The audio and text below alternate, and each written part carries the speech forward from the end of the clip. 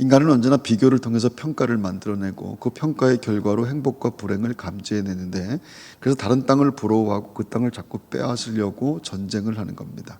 하지만 비교되는 대상이 절대적일 수가 없기 때문에 그런 느낌은 정확하지도 그리고 계속 유지되지도 않습니다. 부모를 만나는 것도 내가 정하는 것은 아니지만 그것으로 인생의 많은 것들이 결정이 되게 되는데, 하지만 그것도 사실 비교일 뿐입니다. 부모와 관계없이 자신의 인생을 잘 살아내는 사람들도 세상엔 얼마든지 있죠. 태어나 살게 한 것 때문에, 나를 존재하게 만들어 주신 것 때문에 부모에게 감사하고 열심히 자신의 삶을 일궈가는 그런 사람들 말입니다.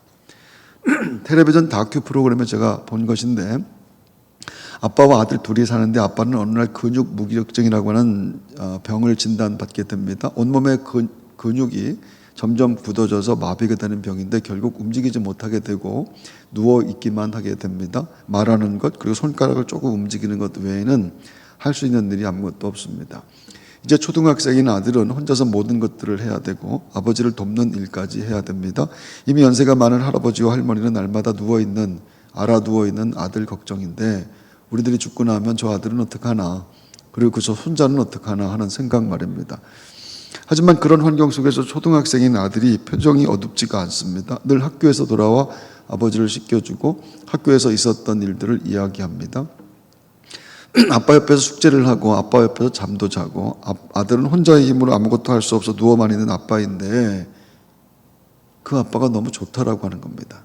아빠와 이야기하는 것도 좋고 아빠를 돌볼 수 있는 것도 행복하다고 말하는데, 분명히 우울하고 절망할 수밖에 없는 환경인데 아이가 밝고 성실하고 심지어 학교에서 공부도 잘하는 겁니다.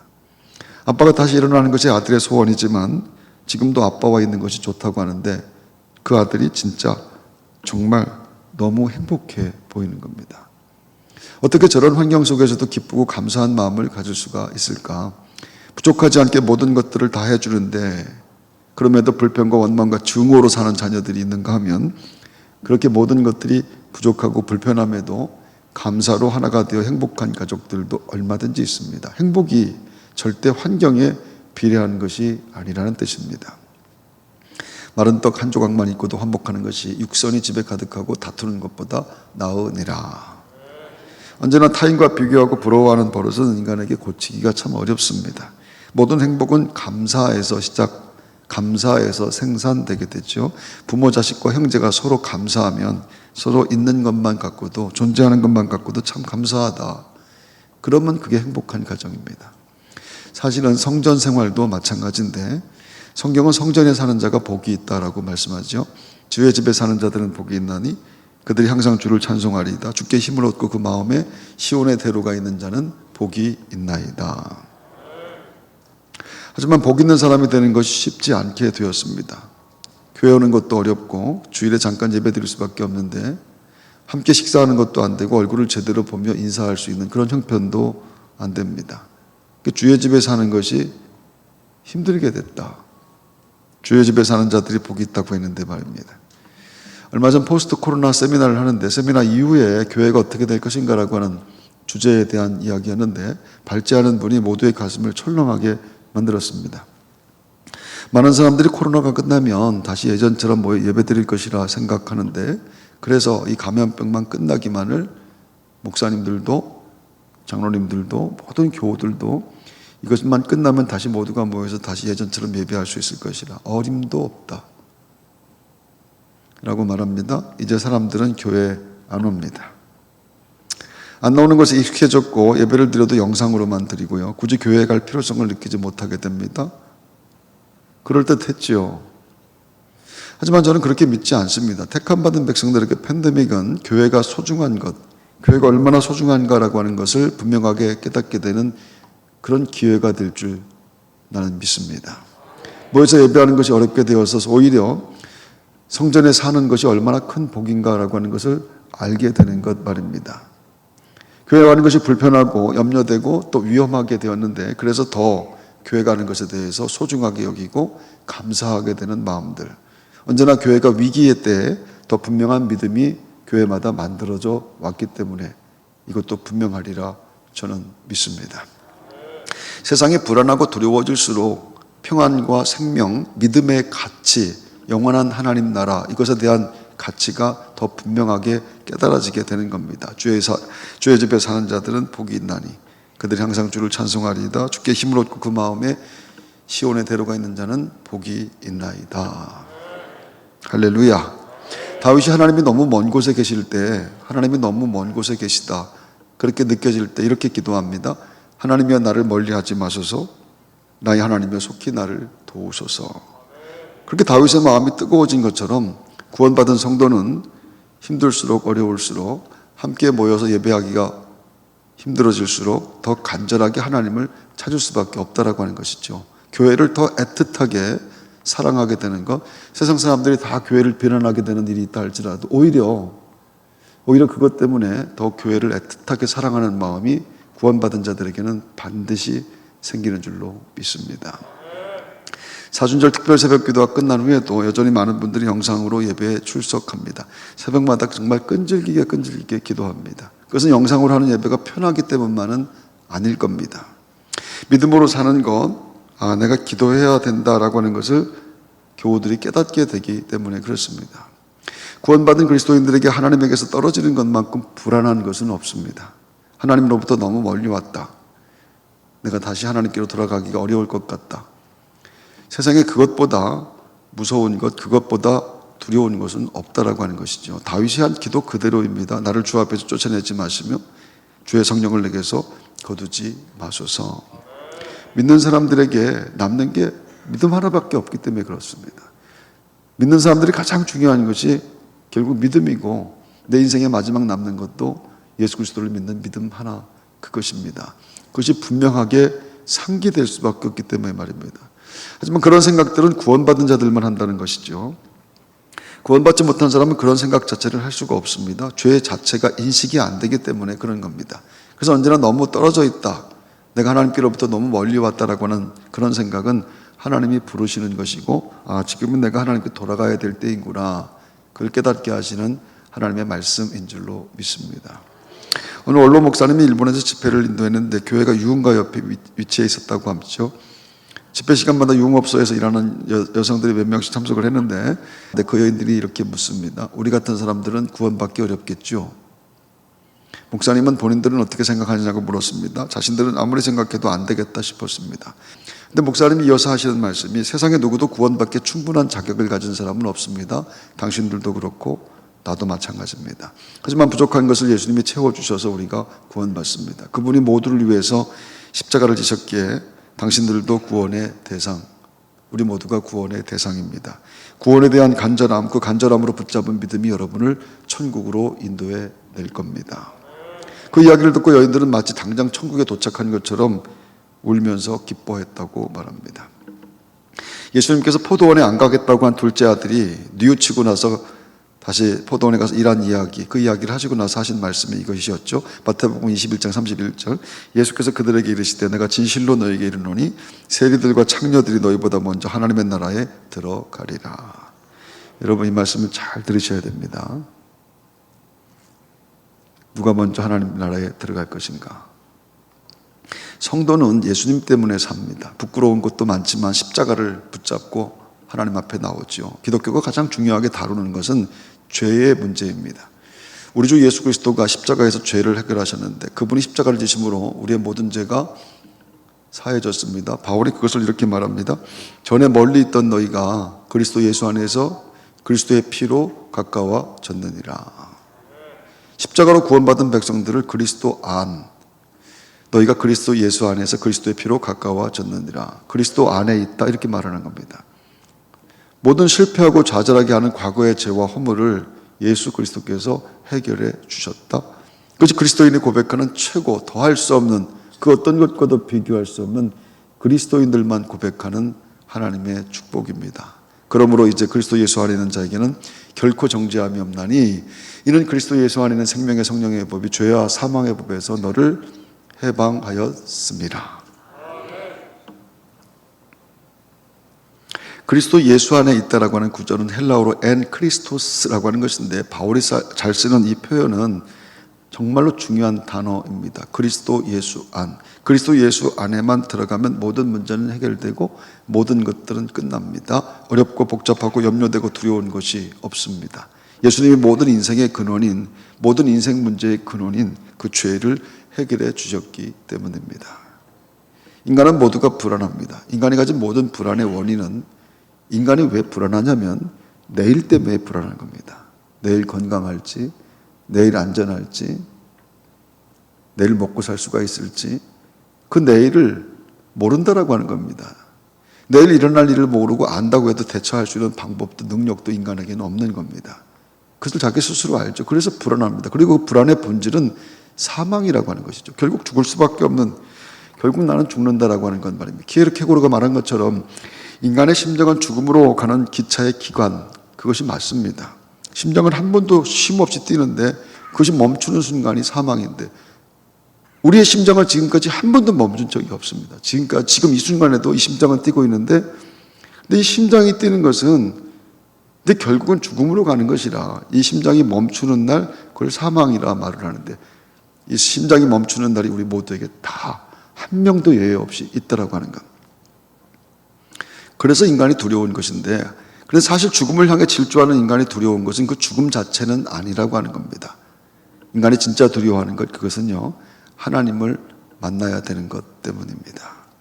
예수를 믿거나 안 믿거나 인간은 본능적으로 나는 하나님을 만나야 된다라고 하는 것을 인간은 압니다. 그래서 모든 불안의 모든 두려움의 근원이 바로 그것이라고 하는 것이죠. 하나님 앞에 서야 된다라고 하는 것, 하나님을 만나는 것이 두려운 것은 죄 때문인 겁니다. 그 누구도 예외가 없습니다. 사망이 죄로부터 왔고 죄로 죽을 인간은 하나님 앞에서 심판을 받아야 됩니다. 그래서 인간은 세상을 살며 죄로 인해 불안하고 두려울 수밖에 없지요. 지식과 소유와 신분과 능력 이런 것과 관계없습니다. 얼마나 소유했는가, 무엇이 되었는가, 얼마나 높아졌는가 그런 것들 관계없습니다. 오히려 그런 것들이 많고 높을수록 오히려 더 불안하고 더 두렵습니다. 그런데 엔 크리스토스, 그리스도 예수 안에 있는 자, 그리스도 예수 안에 있는 자는 죄로 만들어지는 불안과 염려와 두려움이 더 이상 나를 묶을 수가 없다라고 하는 것이 성경의 선언입니다. 그리스도 예수 안에 있는 자에게는 결코 정죄함이 없나니. 주님은 그것을 탕자에 비유해서 설명 이렇게 합니다. 탕자가 말도 못할 죄를 범했지요. 그런데 탕자의 죄가 어느 날 깨끗이 씻겨지게 됩니다. 성경은 탕자가 아버지에게로 돌아가서 아버지 품에 안기는 순간 모든 것들이 다 끝났다. 그렇게 얘기합니다. 더 부연해서 설명할 것들은 아무것도 없습니다. 아버지께로 돌아갔다. 끝. 그렇게 말하는 겁니다. 아버지는 아들을 기다리고 있었고 아들이 돌아왔습니다. 이 아들은 자신이 잘못했다라고 하는 것을 알았죠. 탕자가 아버지에게 이렇게 말합니다. 아버지, 내가 하늘과 아버지 앞에 죄를 얻었습니다. 내가 그것을 압니다. 용서해달라고 온 것이 아닙니다. 그 죄는 용서받을 수 없는 것임을 저는 압니다. 나도 나를 용서하지 못하는데 아버지에게 용서해달라. 어떻게 그런 말을 제가 할 수가 있겠습니까? 누가복음 5장 18절 19절 그러므로 아버지의 아들로 생각지 마시고 나를 품꾼의 하나로만 써주십시오. 그것이 진심으로 회개하는 아들의 고백입니다. 이 아들은 최소한 자기 죄를 알고 있는데 아들이 인식하고 있는 자신의 죄는 절대 용서받을 수 없는 죄입니다.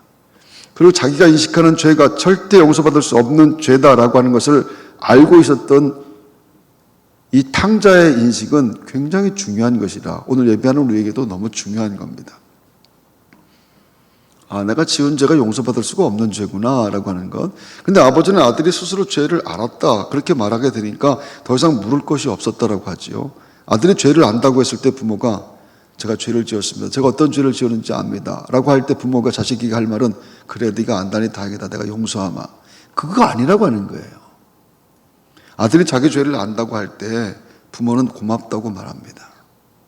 아버지에게는 방탕했던 아들이 잘못을 깨닫고 돌아오는 것만큼 좋은 것이 없고요. 부모를 위해서 죄 지은 아들이 할 수 있는 것은요, 잘못했다라고 하는 얘기입니다. 그것보다 더 좋은 것, 그것보다 더 행복한 것, 그것보다 더 기쁜 것은 아버지에게 없는 겁니다. 만일 돼지 먹이를 먹으면서 열심히 일해서 돈을 벌어다 갖다 주면서 나머지는 나중에 갚을 테니까 좀 기다려달라고 할 수도 있고 좀 기다리면 이자까지 쳐서 갚을 때는 걱정하지 말라고 연락이 올 수도 있었을 겁니다. 아들이 아니라면 그것이 제일 좋은 겁니다. 옆집 가게 사람이 빌려가 돈 못 갚겠습니다. 미안합니다. 진심으로 사과합니다. 만약 그렇게 말한다고 한다면 그건 안 되는 거예요. 그런 말이 필요한 것이 아니라 옆집 아저씨는 빌려간 돈을 갚아야 됩니다. 그런데 아들은 다르다는 얘기죠. 아들일 경우엔 다릅니다. 돈 갚는 것이 문제가 아니라 아버지 죄송합니다. 그렇게 말해야 됩니다. 그 말만 하면 되는 거예요. 더 이상 묻지 않으십니다. 그것이 아버지와 아들, 하나님이 우리 아버지이심을 믿으시면 아멘 하십시오. 그래서 하나님께도 잘못했습니다 하면 되는 거예요. 잘못했습니다 하나님. 그 한마디로 내가 지은 모든 죄가 다 해결된다고 말씀하는데, 하나님이 내 아버지이기 때문에 절대로 세상 사람들은 이해할 수 없는 하나님의 사랑, 구원이라는 겁니다. 그래서 하나님 앞에 나와 잘못했습니다 할 때 그때 눈물이 쏟아지는 겁니다. 아버지 앞에 나와서 잘못했습니다 할 때 말입니다.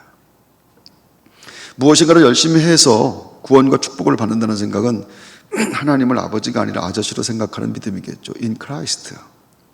In Christos, 예수 안에 들어가서 하나님 잘못했습니다.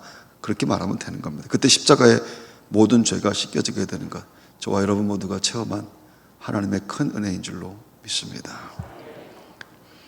할렐루야.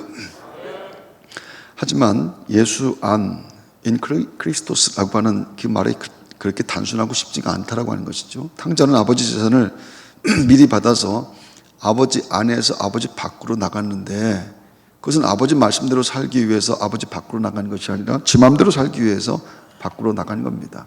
근데 이제 아버지에게 돌아옴으로써 아버지와 아들의 관계가 회복되고 변화가 일어나게 됐는데, 이제는 내 마음대로 살지 않겠습니다. 말씀만 하십시오. 아버지 말씀을 듣겠습니다. 그것은 아들의 신분으로 들어온 것이 아니라 종의 신분으로 주인의 명령을 듣겠다라고 하는 자세를 뜻할 겁니다. 이제 아들의 지위가 분명히 아버지에 의하여 회복이 되기는 했지만, 아들은 자기 마음대로 살지 않고 이제 종의 자세로, 주인의 명령을 듣는 자세로 살겠습니다. 그렇게 말하는 겁니다. 예수 안이라고 하는 것은 내 마음대로 살지 않고 하나님 말씀대로 살겠습니다 라고 하는 그런 뜻입니다. 따라서 아무리 교회 뜰을 밟고 다녀도, 성전에 거하는 자가 복이 있다라고 수천 번을 외치고 다닌다 할지라도, 100년을 믿어도, 집사, 장로가 아니라 목사라고 한다 할지라도, 하나님 말씀이 아니라 내가 내 삶의 주인이면 여전히 탕자처럼 아버지 밖에 있는 사람들이라. 아무리 교회 안에서도 하나님 밖에 있는 사람들이라. 지 마음대로 살겠다고 하기 때문에 말입니다. 아버지 집에 산다고 하면 자기 마음대로 사는 것, 그것이 집안에 사는 탕자라고 하는 것인데, 내 마음대로 살면 절대로 예수 그리스도 안에 삶을 살 수가 없다라고 하는 것을 뜻합니다. 내 마음대로의 삶을 포기하고 하나님께로 돌아가는 것, 그것이 신앙생활이고, 그것만 신앙생활이라고 하는 겁니다. 그것만 신앙생활이라고 하는 말의 뜻이라고 하는 것이죠. 내 마음대로 살 것이면 무슨 믿음을 갖고 살고 무슨 신앙생활을 하겠는가. 그래서 교회 안에 있다면, 믿음의 삶을 산다면 무엇이든 하나님께 물어보고 사는 것이 맞죠. 왜냐하면 그분이 주인이시니까. 그분의 말씀대로 살겠습니다. 그렇게 고백한 우리는 용서받은 죄인들이니까 말입니다. 그 성도들이 기도하며 사는 이유가 바로 그겁니다. 교회 안에 있어도 기도 생활 없으면 내 인생 내 마음대로 살겠다라고 하는 뜻이죠. 아무것도 아닙니다. 핑계할 것도 없고 변명할 것도 없습니다. 이건 너무 분명해요. 나 혼자 내 힘으로 살 수 있습니다 라고 하는 그런 뜻인 겁니다. 하나님 말씀에 순종하면서 사는 하나님 아들이 되겠습니다. 나는 종의 마음으로 살겠습니다. 그것이 예배하는 모든 성도들의 결심이고 고백인데, 탕자는 돼지를 위해서 연명하게 됩니다. 더럽고 냄새나는 인생이 되었죠. 집에 가야겠다라고 하는 생각 들었고, 그것이 탕자에게 주어진 기회. 집에 가야겠다. 탕자에게 주어진 기회, 탕자는 그 기회를 잡은 겁니다. 다 털어먹고 거지가 되어 집에 온 것뿐인데, 성경이 말하는 건 참 신기하죠. 그것이면 됐다라고 합니다. 집에 오기만 하면 됐다. 집에 왔으니 됐다. 물어뜯겨 상처 입고 더러워졌어도 괜찮아. 아버지가 씻어주시고 새 옷 입혀주시며 잔치가 벌어집니다. 그것이 아버지의 사랑, 우리 주 예수 그리스도 안에 사는 사람들, 하나님 아버지의 자녀들인 저와 여러분들인 줄로 믿습니다. 성경은 탕자를 길잃어버린 양이라고 말하죠. 우리는 다 양 같아서 그릇 행하며 각기 제 길로 갔거늘 여호와께서는 우리 무리의 죄악을 그에게 담당시키셨도다. 목자는 잃어버린 양을 찾습니다. 반드시 찾습니다. 예수님이 하신 말씀 그대로죠. 어떤 사람이 양 100마리가 있는데 그 중에 하나가 길을 잃었으면 그 99마리를 산에 두고 가서 길 잃은 양을 찾지 않겠느냐? 이와 같이 이 작은 자 중에 하나라도 잃는 것은 하늘에 계신 너희 아버지의 뜻이 아니니라. 반드시 찾습니다. 택함 받은 자를 반드시 찾으시는 하나님. 그리고 스스로 길을 잃은 것을 감지하는 양은 간절한 마음으로 목자를 찾게 되죠. 나의 하나님, 나의 하나님, 나를 도와주시옵소서. 나의 하나님, 나의 하나님. 내가 구원받은 것이 분명하다고 한다면, 내가 길을 잃어버렸다고 한다면, 내가 너무 멀리 왔다라고 생각되어지게 될 때 하나님을 부를 수밖에 없는 겁니다. 목자를 부르는 것, 하나님께 나아가는 것에 목숨을 걸게 되는 것. 성경은 그것을 믿음이라고 말하는 겁니다. 할렐루야. 그 믿음이 발동해서 오늘 우리가 하나님 앞에 나와 예배하고 있는 것이며 구원의 하나님을 찬송하고 있는 성도들 된 줄로 믿습니다. 내셔널 지오그래픽에 북아메리카에만 사는 바이슨이라고 하는 들소가 소개되었는데, 버팔로라고 하는 이 들소는 성체가 되면 높이가 2m 정도가 돼서 웬만한 동물들은 접근도 하지 못할 정도로 거대한 그런 동물입니다.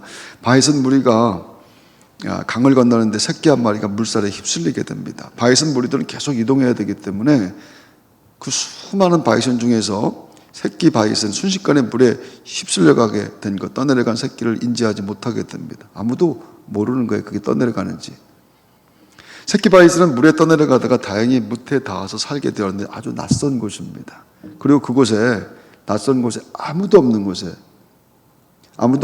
난생 처음 혼자 밤을 거기서 지새우게 됩니다. 얼마나 무섭고 얼마나 외로우며 얼마나 두려울까 생각되어지는 장면들인데요. 그렇게 물에 휩쓸린 것, 그리고 또한 물 위로부터 떨어져 아침까지 살고 있다라고 하는 것 자체가 기적과도 같습니다. 그런데 곧 위기가 닥치게 되죠. 사람보다 100배 후각이 뛰어나다고 하는 늑대가 냄새를 맡고 뛰어오고 있는 겁니다. 바이슨 냄새를 맡은 겁니다. 멀리 있던 늑대가 말입니다. 늑대는 물 위로부터 떨어져 혼자 있는 새끼 바이슨을 보자마자 그대로 달려들게 되는데, 새끼 바이슨은 본능적으로 공격 자세를 취합니다. 그래서 새끼 바이슨이 늑대하고 싸움을 하는데 절대 이길 수가 없는 싸움입니다. 도망칠 것도 없고 도망칠 수도 없어서 꼼짝없이 잡혀먹게 되었죠. 그야말로 죽는 것이 시간 문제일 수밖에 없는데, 그렇게 야생에서 태어난 바이슨 중에서 한 살을 안전하게 맞이하는 새끼는 반도 안 된다고 합니다. 다 죽는다고 합니다. 왜냐하면 새끼 바이슨은 모든 포식자들의 목표가 되기 때문이라고 하죠. 늑대에게 목이 물린 새끼가 몸부림을 치고 있는데, 그런데 갑자기 생각도 못한 깜짝 놀랄 일이 거기서 일어나게 됩니다. 어미 바이슨이 새끼를 찾아온 겁니다. 새끼가 없어진 걸 알고 말입니다. 어떻게 찾아왔는지. 어미 바이슨이 새끼를 찾아왔는데 어미 바이슨은 뿔로 들이받아 늑대로부터 새끼를 구하는데 얼마나 감동적인 순간인지 모릅니다. 세상에 이렇게 감동적일 수가 있을까. 그렇게 살아난 새끼가 엄마 젖을 실컷 먹고 있는데, 재밌는 것은 그 모습을 늑대가 입맛을 다시며 옆에서 앉아서 보고 있는 겁니다. 그 모습에 구원받은 성도의 모습이 오버랩되는 겁니다. 야, 이게 죽을 수밖에 없었는데 구원자가 오셨네. 그래서 죽다 살아나는데 마귀가 옆에서 계속 노리고 있는 겁니다. 저걸 잡아먹으려고 말입니다. 베드로 사도가 그것을 우는 사자라고 말했죠. 근신하라 깨어라 너희 대적 마귀가 우는 사자같이 두루다니며 삼킬 자를 찾나니. 어린 바이슨처럼 늑대와 사자 같은 마귀에게 삼켜질 뻔했는데 하나님이 바람같이 달려오셨습니다. 사자 입에서 나를 빼내주시고 주의 몸된 성전에서 안식을 누리며 주의 성전에 사는 자가 복이 있습니다. 찬송하는 인생으로 만들어주신 줄로 믿습니다. 그렇게 구원받은 성도는 주의 전에 거하는 자가 복이 있다 고백하며 찬송하는데, 믿음으로 성전에 예배하며 사는 것은 죄에게 세상에서 하나님의 보호하신 은혜로 산다라고 하는 그런 뜻입니다. 그래서 성경은 내가 주의 날개 아래 거한다 이렇게 표현했죠. 시편 17편 8절 나를 눈동자와 같이 지키시고 주의 날개 그늘 아래 감추사. 성전에 가면 됩니다. 하나님의 교회에 가면 됩니다. 우리 하나님이 달려오십니다. 성전에 사는 자, 하나님이 지키시는 은혜를 찬송하는 복된 믿음들, 여러분의 복된 믿음들 되시길 주의 이름으로 축원합니다.